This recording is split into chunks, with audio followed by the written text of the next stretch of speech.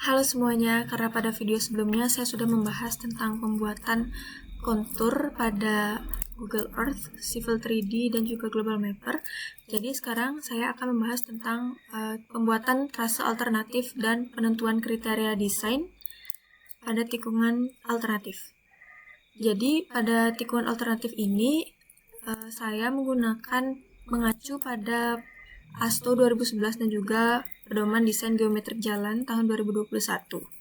Jadi pada penentuan kriteria desain ini mengacu pada pengelompokan fungsi jalan, kelas jalan, dan juga rentang kelas medannya.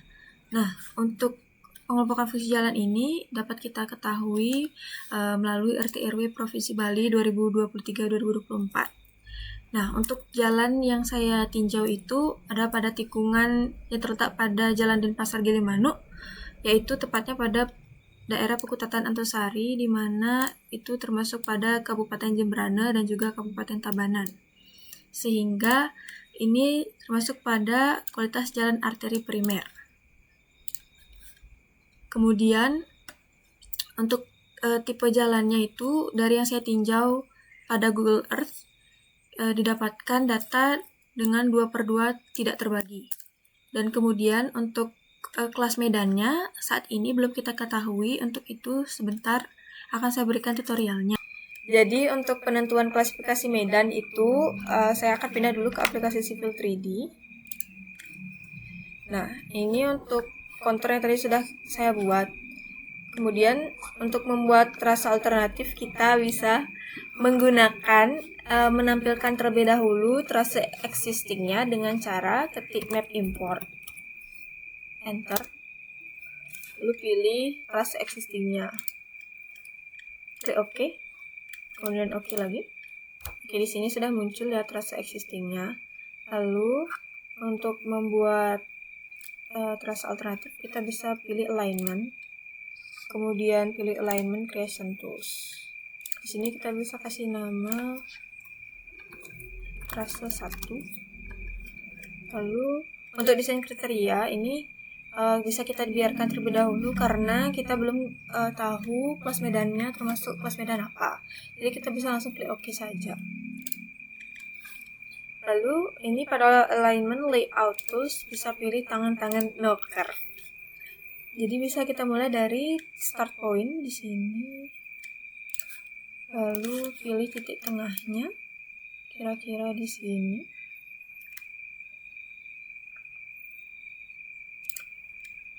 Lalu pilih juga titik endpoint-nya. Lalu kalau sudah bisa tekan enter. Jadi ini adalah trase alternatif yang saya buat. Oke, jadi ini adalah trase alternatif yang akan saya rencanakan. Kemudian untuk trase existingnya bisa dihapus saja, diklik terus di delete. Kemudian saya akan memunculkan dulu jari-jari tikungannya supaya kita bisa menentukan kelas medannya dengan offset nanti. Jadi caranya adalah klik trase alternatifnya, alignment-nya, lalu pilih geometry editor, kemudian pilih yang free curve fillet between two entities. Lalu bisa kita mulai dari start dulu, first entities-nya start, lalu second entities-nya bagian end, lalu pilih yang less than 180, kemudian kita bisa masukkan radiusnya misalkan 500, lalu di enter. Ini adalah jari-jari yang kita perkirakan. Kemudian ini bisa di close dulu. Jadi selanjutnya adalah untuk pembuatan offset. Caranya itu klik alignment, lalu pilih create offset alignment. Klik pada alignment existing yang sudah kita pilih. Lalu ini pastikan trase 1, lalu kita beri nama offset trase. Nah, pada incremental offsetnya ini bisa kita sesuaikan dengan lebar jalan. Sebenarnya kita pembuatan offset ini disesuaikan dengan jalan existing yang sudah ada. Karena ya, tikungan yang kita tinjau ini adalah untuk membuat tikungan alternatifnya. Nah, di sini saya menggunakan 5 untuk di kanan dan di kiri. Jika sudah, klik OK. Nah, ini adalah offsetnya, jadi bisa kita beri nama juga pada offset kanan dan juga kiri. Di sini saya akan memberikan nama pada offset kiri terlebih dahulu, bisa diklik offsetnya, lalu alignment properties. Pada di bagian information ini bisa kita beri nama offset trase kiri. Klik OK. Bisa di escape ya. Kemudian beri nama pada offset kanan, lalu alignment properties juga. Di sini beri nama kanan, lalu OK. Di escape. Kemudian selanjutnya adalah untuk menggambar profil trase. Jadi bisa kita pilih profile ini, lalu pilih apa ini, create surface profile.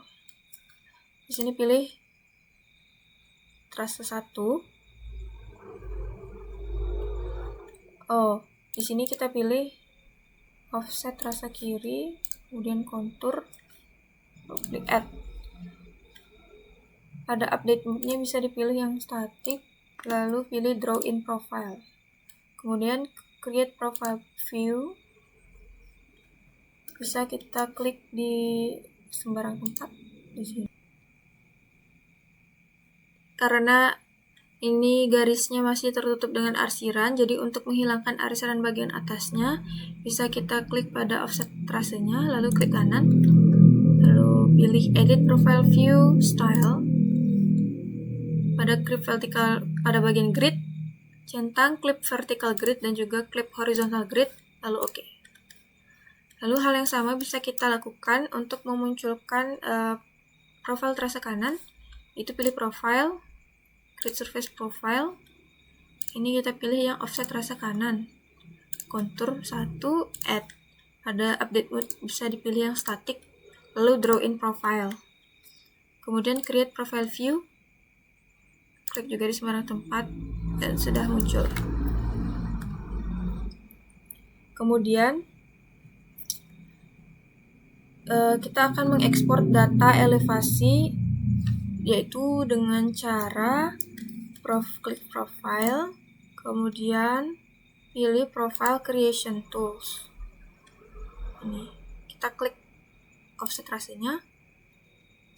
Kemudian namanya bisa diganti dengan profil trase kiri.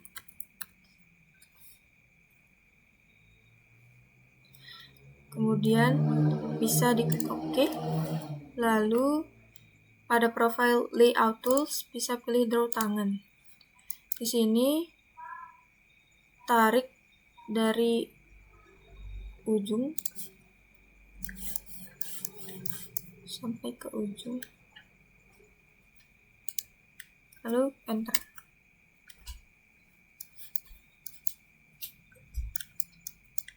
Kita silang.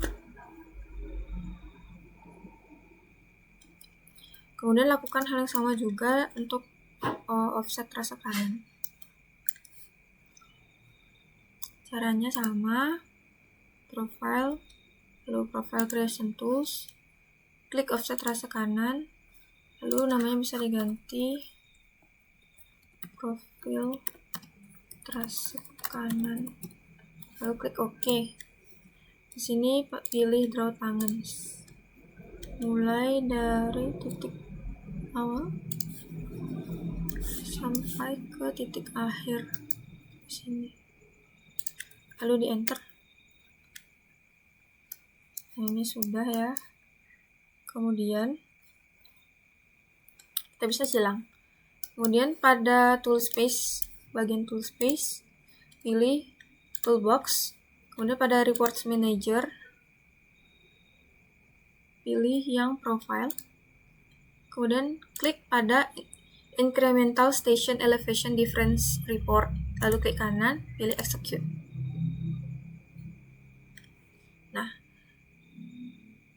di sini saya akan memilih dulu salah satu profil trase, kemudian pilih kontur, dan untuk station intervalnya bisa misalnya kita gunakan 30. Untuk yang kita tinjau itu adalah pada regular intervalnya saja. Jadi centang pada regular interval, lalu create report. Klik yes. Nah, di sini sudah muncul ya untuk profil trase kanan. Oke. Kemudian kita lakukan hal yang sama untuk profil trase kiri. Pilih kontur dengan interval 30 dan regular interval saja yang dimunculkan, create report. Klik yes. Sudah. Kemudian untuk kedua data ini akan saya masukkan ke file Excel-nya. Kita bisa copy semua data-datanya, klik copy. Kemudian pada ini bisa kita ganti datanya.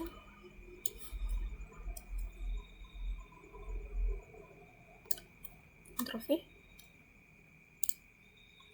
Oke. Kemudian di sini ya seharusnya. Maaf, seharusnya di trase yang di sebelah kanan. Oke. Sekarang kita pilih yang sekiri.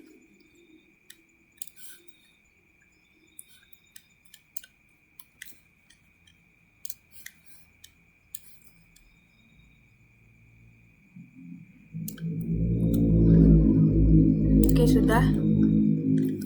Jadi sekarang untuk menentukan klasifikasi medannya, ini stationnya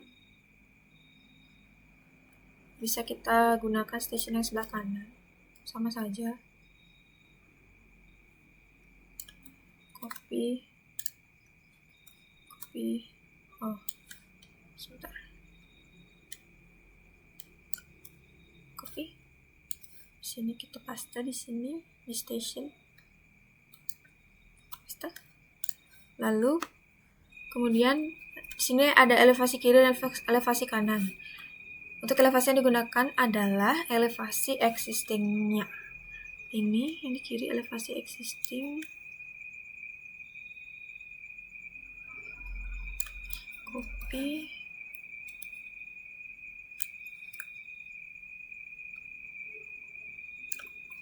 Paste.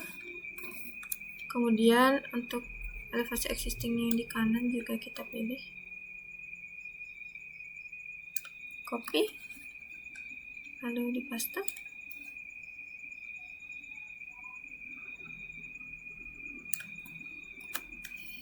Nah, karena di sini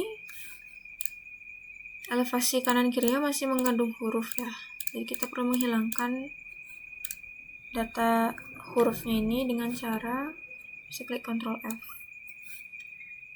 Setelah itu pilih bagian replace. Find what-nya ini kita isi dengan huruf M. Lalu untuk replace with itu bisa kita pilih dengan enter. Lalu kita bisa select data ini.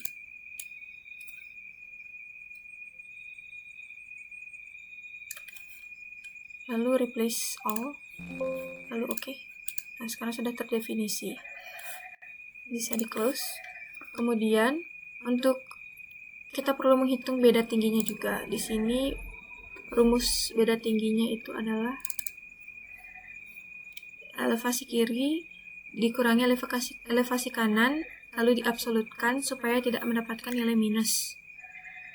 Kita dilakukan pada semua station. Kemudian untuk lebar jalannya itu lebar lajurnya itu 5 meter kanan dan 5 meter kiri, jadi di sini menggunakan 5 meter. Kemudian untuk jarak horizontal atau lebar jalannya itu adalah 10 meter kanan dan kiri. Kanan dan kiri 5 sehingga dapatkan 10. Kemudian untuk kemiringan medannya itu beda tinggi dibagi dengan jarak horizontalnya. Dapatkan hasil dalam bentuk persen. Kemudian untuk jenis medannya itu adalah datar. Jadi jika nilainya ini, nilai kemiringan medannya itu kurang dari 10 itu disebut datar. Namun jika kemiringan medannya antara 10-25% itu dikatakan perbukitan, dan lebih dari 25% itu bisa disebut pegunungan. Kemudian kita rata-ratakan, didapatkan hasil rata untuk daerah yang saya tinjau itu 4,35% mendapatkan medan klasifikasi medan datar. Bisa kita lihat di sini. Karena nilainya itu kurang dari 10%, jadi didefinisikan sebagai jenis medan datar. Kemudian kita perlu mengetahui juga kriteria perancangan jalan tikungan alternatif yang akan dibuat.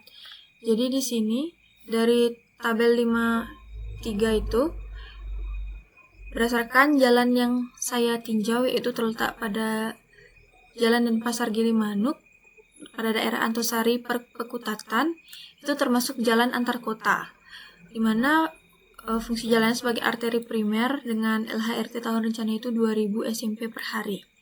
Dengan tipe jalan 2/2 tak terbagi, tadi didapatkan klasifikasi medannya itu datar dengan lebar remaja itu 10 meter, dan berdasarkan tabel pada PDGJ 2021 diperoleh lebar lajurnya 3,5 meter, lebar bahu luarnya 0,5, saluran tepi jalan 0,5, ambang pengaman 0,5. Kemudian super elevasi normalnya itu 2%, super elevasi bahunya 6%, dan super elevasi maksimum berdasarkan ASTO 2011 itu diperoleh 8%. Dan kemudian tanpa lebar median, dan saya menggunakan kecepatan desainnya itu 50 km per jam. Nah, bisa dilihat di sini, jika termasuk jalan arteri primer dengan klasifikasi 2/2 tak terbagi itu sebenarnya untuk rentang kecepatannya itu bisa menggunakan 15-60 km per jam, tapi saya menggunakan 50 km per jam. Sekian untuk video penentuan kriteria desainnya. Terima kasih.